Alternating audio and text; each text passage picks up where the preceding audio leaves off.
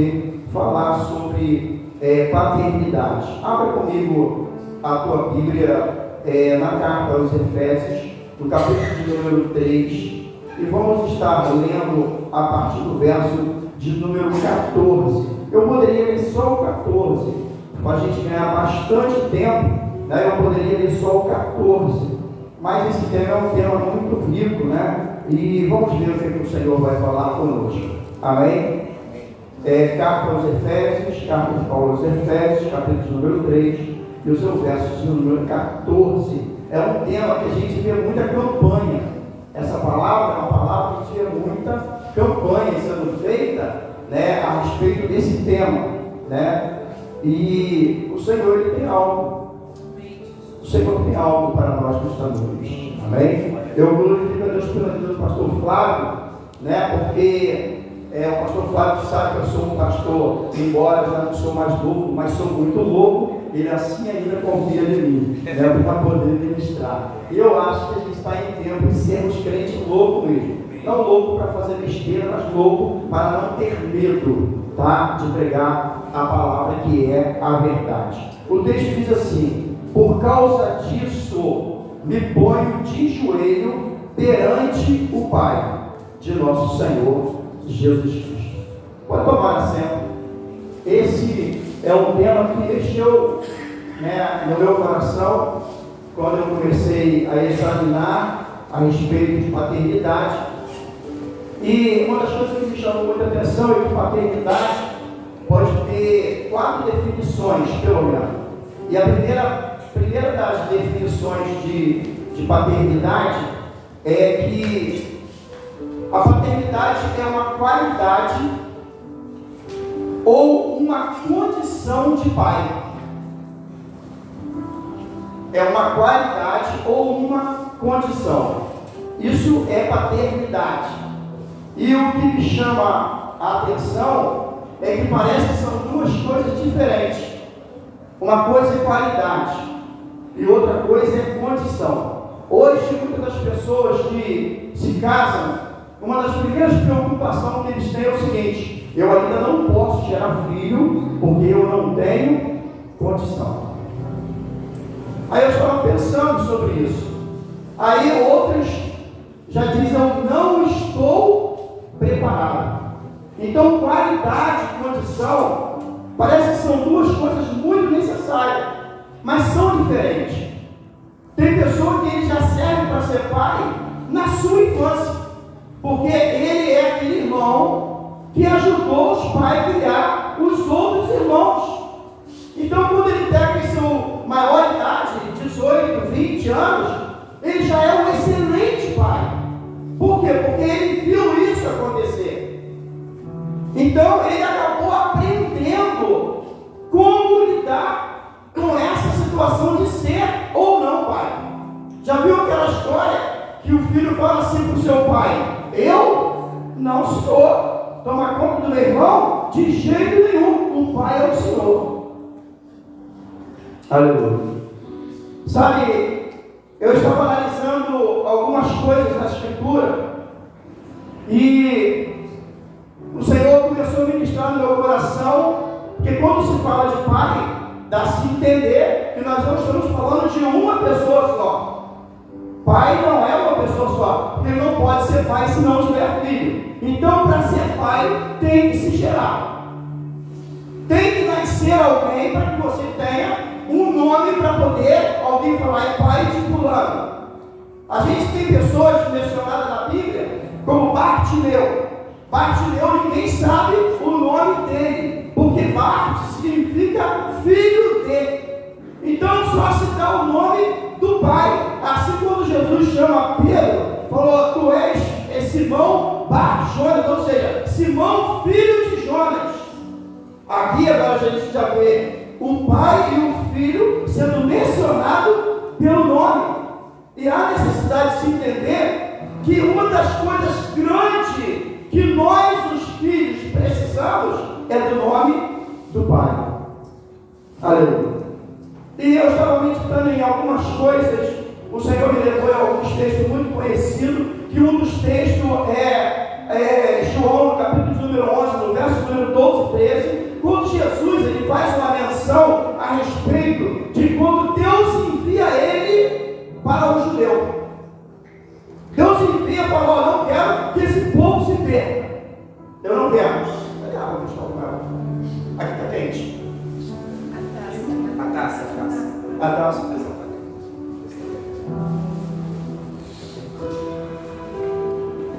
Quando Deus envia Jesus ao mundo, ele envia com o propósito de que o povo dele não se perdesse.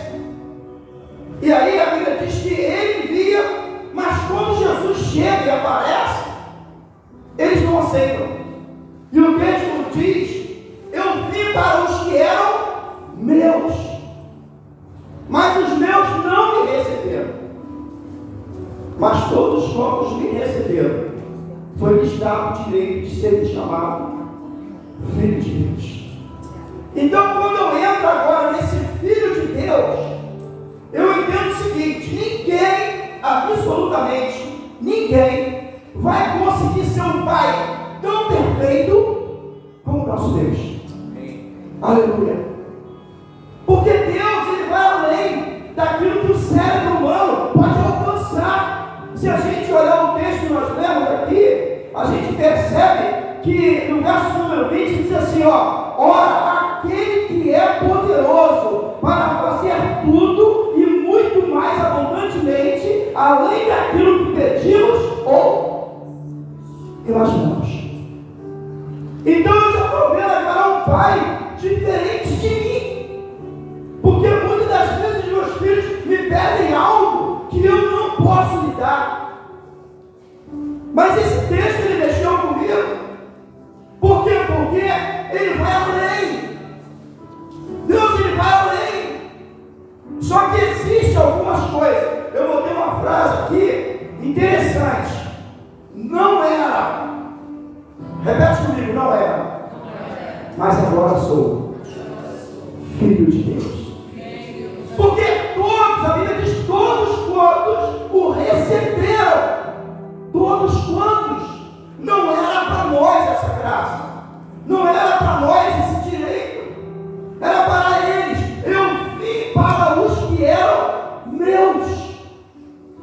Sabe, Jesus, Deus, ele desinfeitou a sua glória. Jesus era o adorno. Jesus era o enfeite da glória de Deus. A Bíblia diz que ele desinfeitou a sua glória. Porque quando Deus olhou para a terra, a Bíblia diz que ele não viu nenhum justo sequer que pudesse resolver o problema da humanidade. E aí a Bíblia diz no capítulo número 3 de João, verso 16, que nos amou de tal maneira, sabe, de tal maneira. Hoje eu estava pensando, falei: Senhor, como assim, como que define esse amor de tal maneira? E aí eu entendi uma parte. Acredito que talvez pessoas aqui entendam melhor que eu. Mas ele nos amou tanto que ele desinfeitou a sua glória. Ele é o antigo repasso. Sabe, você tira tudo que você tem de bom do teu lado por causa de alguém que nem te conhece. Porque a Bíblia diz que ele nos amou quando nós não o conhecíamos. A gente não sabia quem era Deus. E ainda assim, ele já nos amava. Sabe, ele tirou Jesus, o seu companheiro, do trono. Sabe, eu quero andar lado a lado com o pastor Flávio, quero ir lado a lado comigo. Mas tem um momento que Deus falou: Flávio, para cá, pastor Daniel, vem para cá, que eu preciso de cada um em uma missão específica. Deus não tirou Jesus só porque está me atrapalhando, é porque precisava de concluir algo. E esse algo era eu e você. Nós éramos a conclusão da missão de Cristo na terra. Aleluia. E aí ele vem dizendo: ele me amou tanto, mas tanto, que ele falou: vai, Jesus, vai, eu fico um tempo aqui sem você, mas eu quero que tu desça, quero que tu vá lá. Sabe, Nós falamos, eu não era, agora sou. Mas tem muitas pessoas que eram, mas deixaram de ser. Aleluia. Eu estava analisando isso. Quantos amigos meus, pastores, pessoas que tinham, sabe, autoridade de Deus para ministrar sobre vidas, e hoje estão derrotados, destruídos. Sabe, tem um pastor amigo meu, a nossa igreja é no alto, então embaixo da igreja tem uma porção de comércio, e ele toma cerveja embaixo da igreja. Sabe, meu coração corta, porque ele esqueceu quem é o pai dele. Ele esqueceu do sacrifício na cruz do Calvário. Esse era filho e deixou de ser. Isso tem acontecido muito nos últimos dias.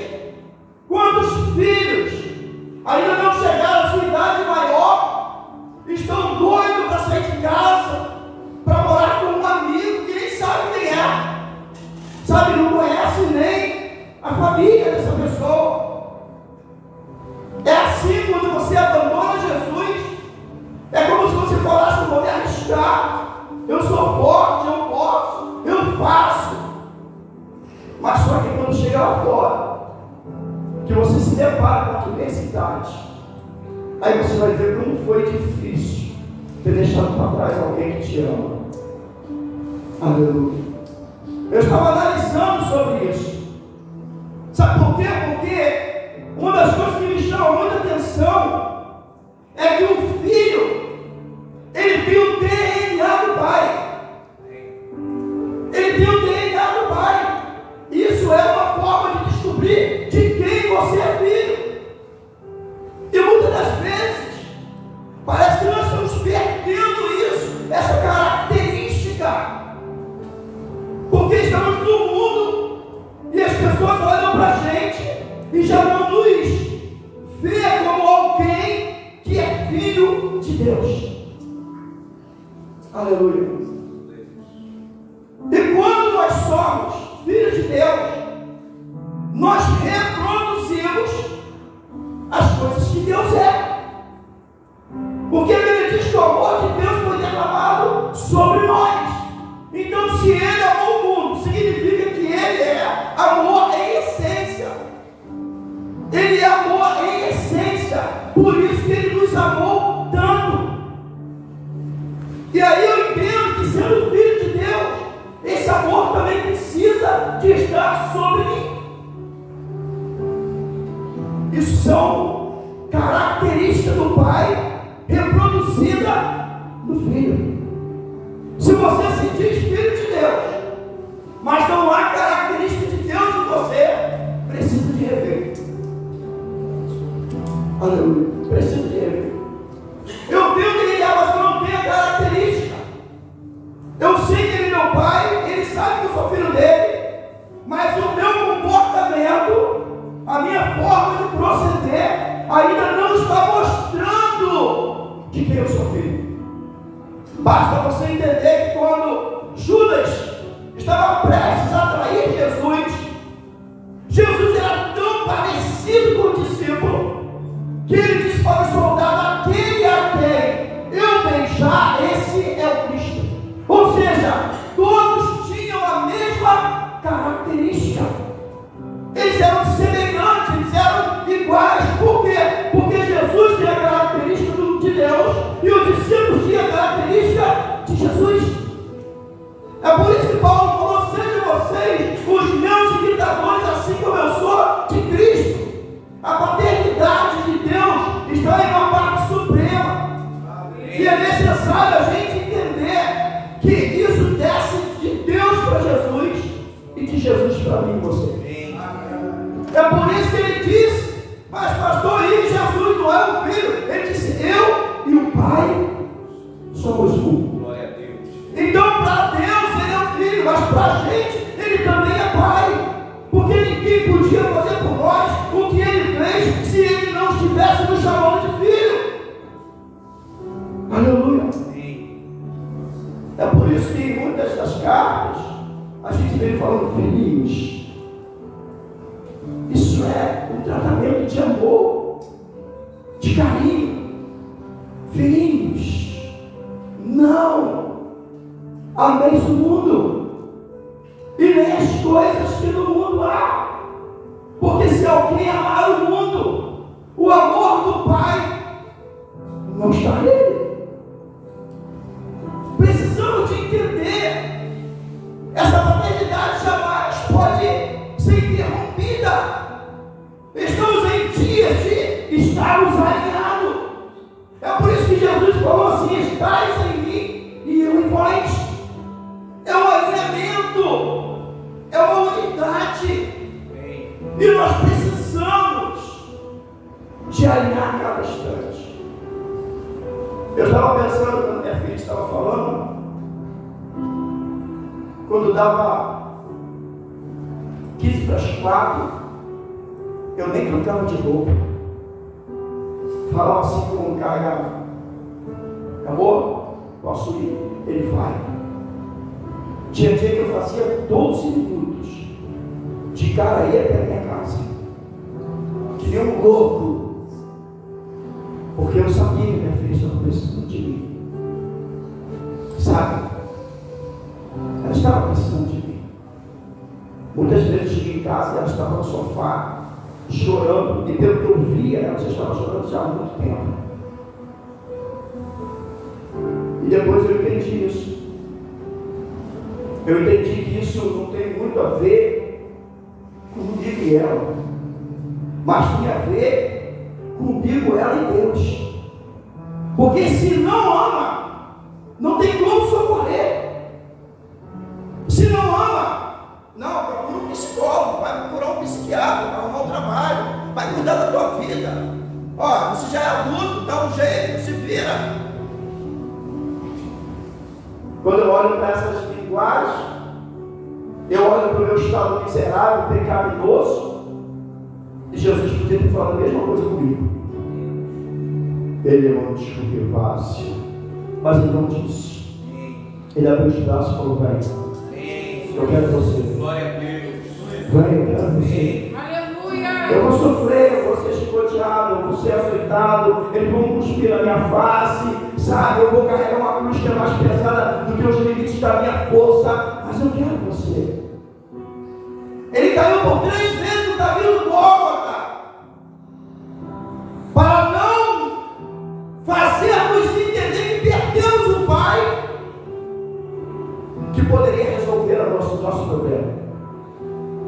Ele cai a primeira vez e se levanta, ele cai a segunda e se levanta, ele cai a terceira e se levanta. Aí vem José de Arimateia: olha, não está tentando carregar a cruz, deixa eu levar para você aqui um pouquinho. Vamos junto, você não pode desistir, você não vai parar. Sabe por quê? Porque há um Calvário para você abrir o braço e que lá de baixo todo mundo veja que o sacrifício foi pago, foi concretizado, o sacrifício foi realizado, foi consumada a obra de Deus para a redenção dos filhos que ainda não eram filhos, mas precisam de ser. Aleluia. Ele caiu, mas ele levantou. E às vezes nós somos assim, sabe? Eu estava analisando algumas coisas e às vezes eu sou meio duro com o Pai. Às vezes eu aperto para que os falsos. Preste atenção, cuidado.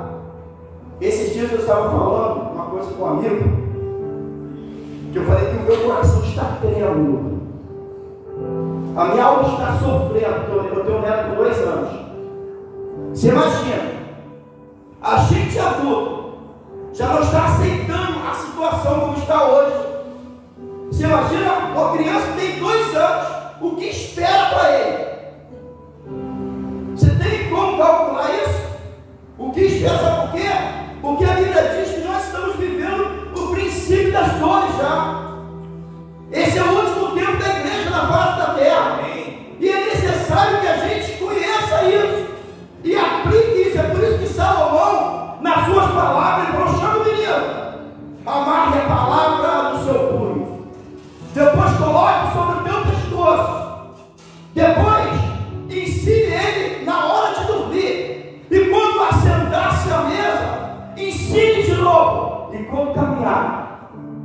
caminhe com Ele. Falando a palavra. Glória a Deus. Amém. É por isso que a Bíblia ensina o menino a andar, para quando crescer não se desviar dele. É necessário que a gente venha impor isso sobre os nossos filhos, para que eles façam as mesmas coisas com os seus filhos. Eu fico analisando. Esses dias eu encontrei uma pessoa.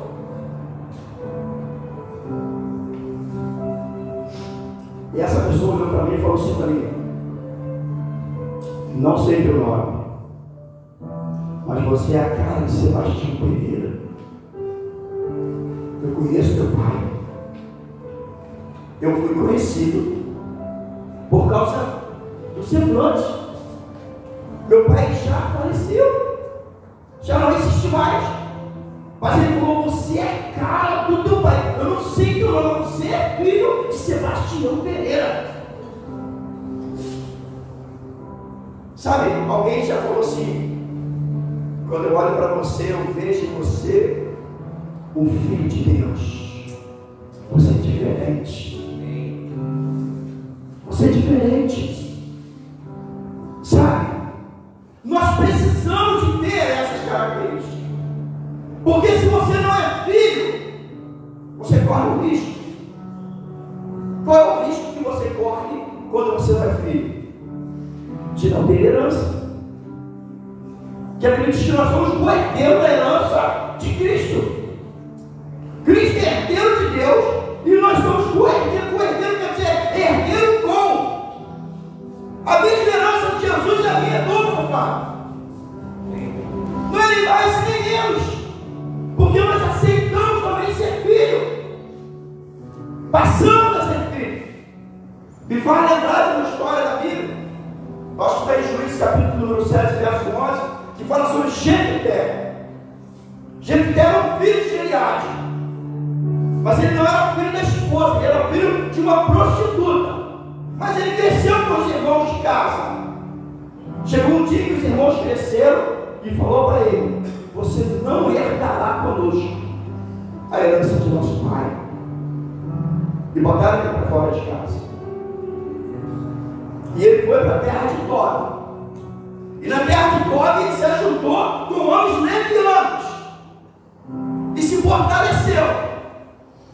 Até que veio um exército para lutar contra os Eliade, e eles não tinham homem de guerra. O único homem de guerra que eles tinham era Jefté. E a Bíblia diz que os anciões foram em busca dele e falou: vem, porque nós te imploramos por cabeça entre nós. Ou seja, aquele que foi botado para fora agora seria o líder da família. Você sabe o que Deus está falando com você? Não importa o que falaram contigo, sabe, tentando te afligir, tentando te colocar, sabe, abaixo de alguém. O que importa é que o Pai Celestial, ele tem muito mais do que aquilo que o Pai terreno pode dar. Aleluia! Tem muito mais. Chegou o momento de lutar, eles não tinham guerreiro. Ele falou: quando vocês agora estão em perigo, venham me buscar para me pedir socorro. Ele falou: eu só vou se eu liderar. Eu só vou se eu for o chefe de vocês. E eles aceitaram. Sabe o que eu quero te dizer nesta noite? Tem muitas pessoas feridas por causa de conversas de pai e mãe dentro de casa.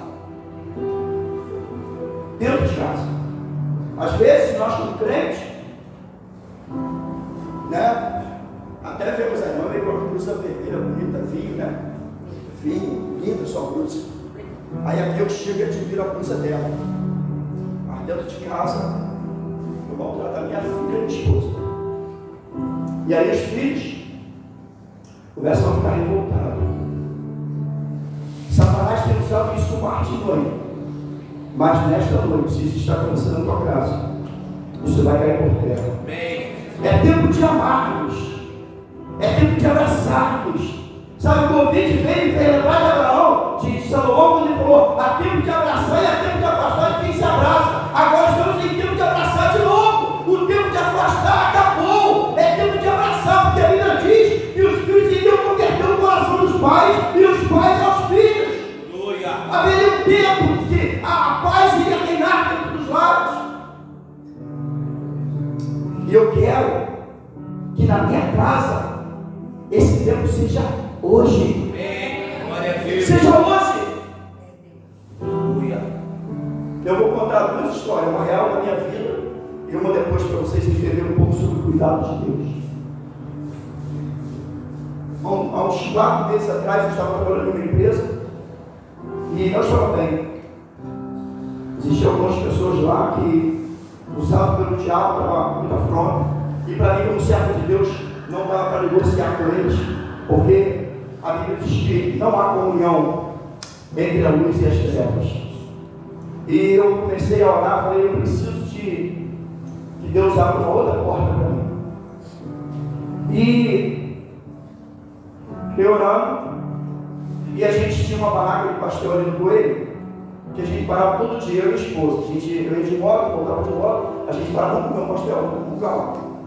Aí eu falei assim, isso é um hobby nosso. Acabado de sair do trabalho, né? E a gente parava ali.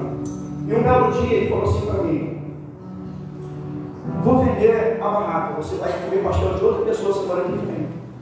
Aí eu falei assim para ele, poxa, mas eu sou teu cliente, eu não amo. O que você não me ofereceu? Aí ele falou, te interessa? Eu falei, claro que me interessa. Eu falei, estou confiando para você, porque eu nem conheço o cara porque eu vou vender. Você quer comprar? Eu falei, quero. Aí, acendeu a luz de Deus na minha mente. Meus filhos, eu tenho 2 filhos que não são evangélicos, que moram em um condomínio, e lá tem um neném também, que é filho do meu filho mais velho. E a gente sempre teve uma vontade de unir a família toda. Eu sempre quis a família em volta da minha mesa. Porque essa é a promessa do Salmo número 128. Né? E seus filhos serão como planta de oliveira em volta da tua mesa. E verão os seus filhos e os filhos dos teus filhos. Então eu quero que essa promessa se cumpra na minha casa. E aí eu falei, pô, vou conversar com meus filhos, chamei eles. Ele falou, dá para ganhar dinheiro até para ficar rico. Só tem que trabalhar 30 horas por dia. Mas dá para ficar rico.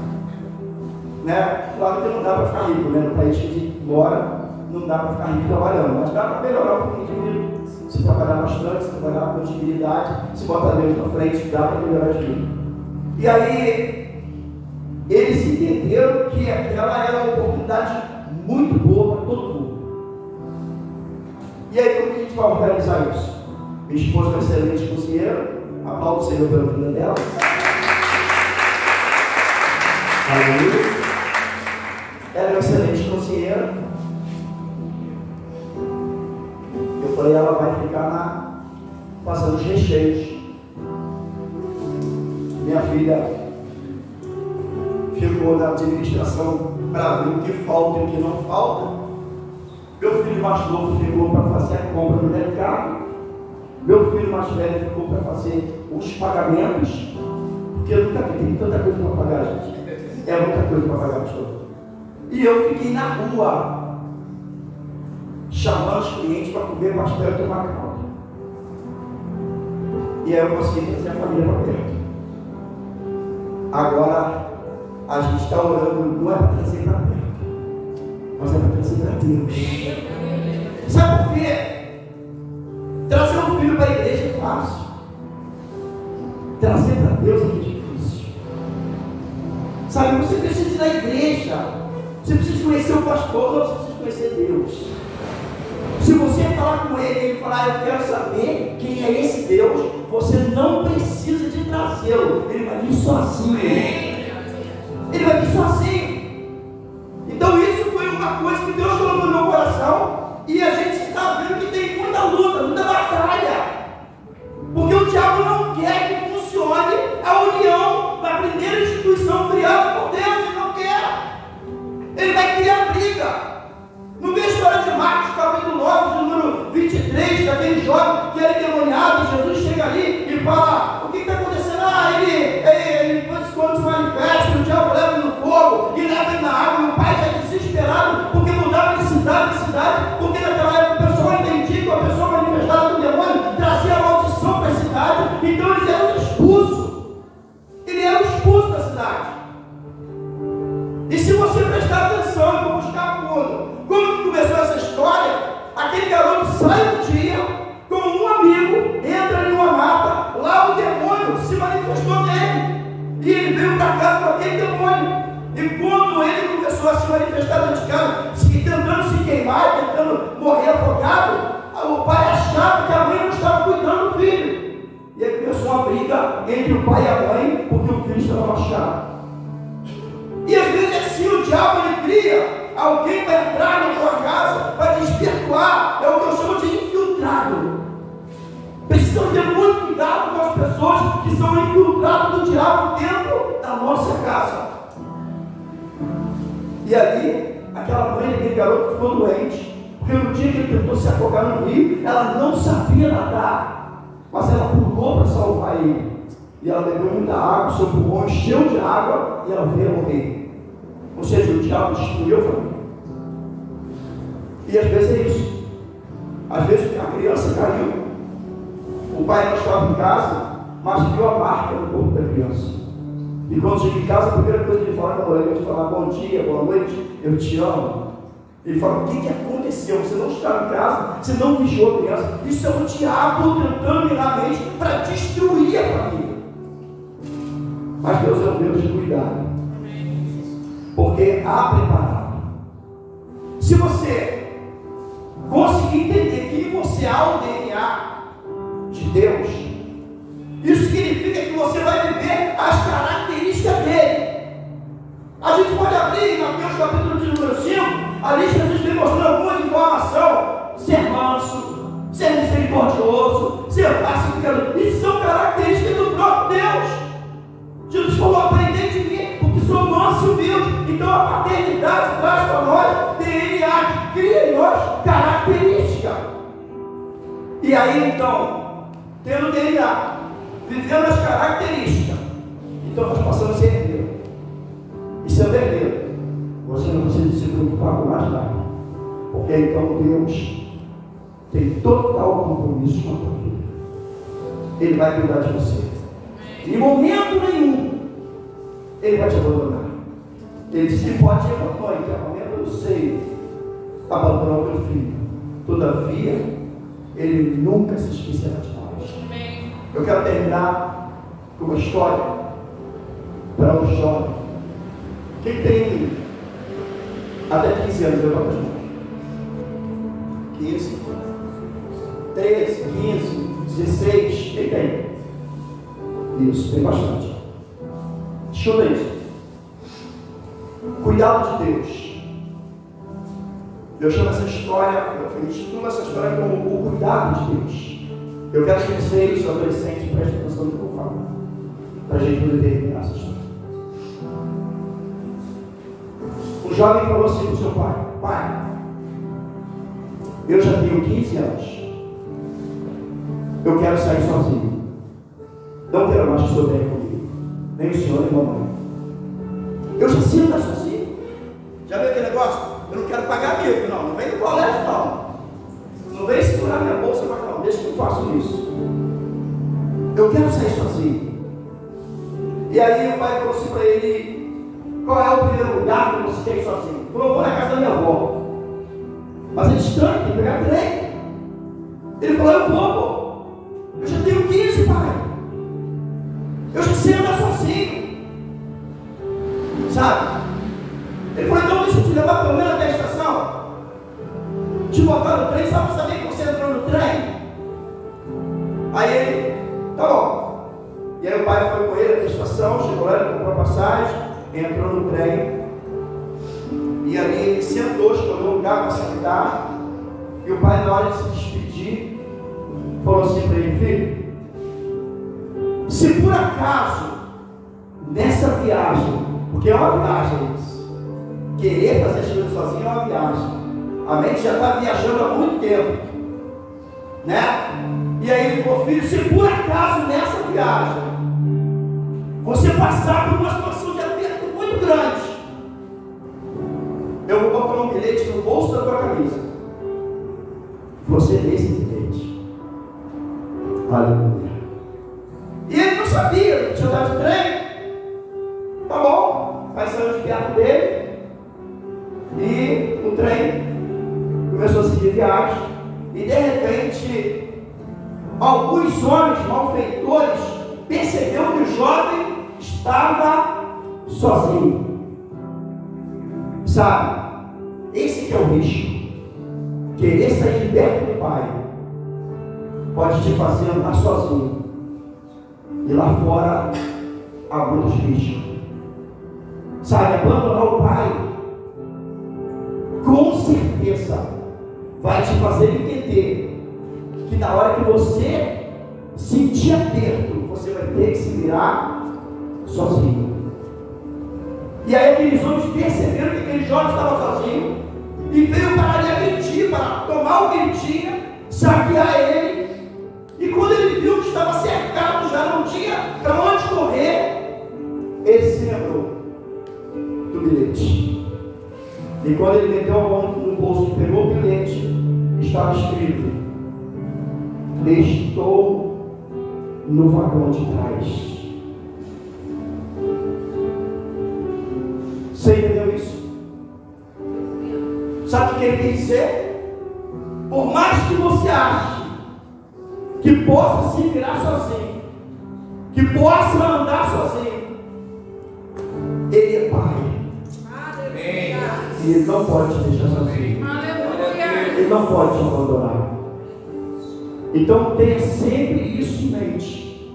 Por mais que você entenda que você já é responsável, por mais que você entenda que você consegue dominar a situação, por mais que você entenda que não está dando mais para ouvir os teus pais, a tua mãe,